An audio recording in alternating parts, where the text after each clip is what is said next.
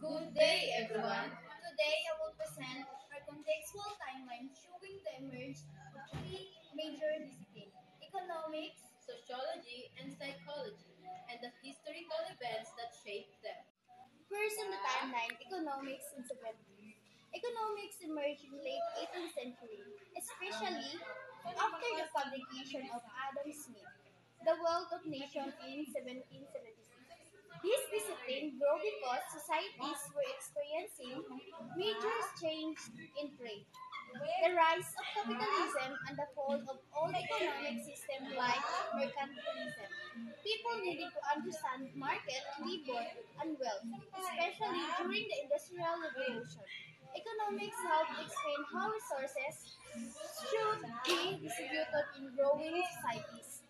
The second discipline is sociology in 1800s. Sociology appeared in the mid-19th century during the time and the Industrial Revolution. Think of a crowded city, poverty, child labor, and rising crime. These were real problems caused by the rapid social change. Sociologists like Auguste Comte and Emile Durkheim wanted to study society scientifically.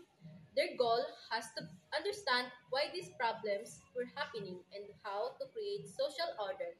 So, sociology was born as a discipline to study society and solve social issues. Discipline is psychology in 1879. Psychology officially emerged in 1879 when William Wundt opened the first psychology laboratory.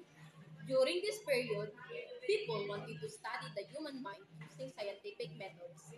There were rising cases of stress, mental illness, and emotional problems, especially because of modernization. Psychology grew to understand human behavior, thinking, emotion, and mental health, helping society deal with the challenge of modern life. Conclusion.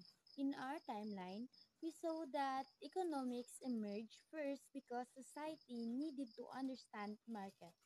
Sociology came next as a response to the social problem caused by industrialization. Psychology developed less as a way to study the human minds scientifically.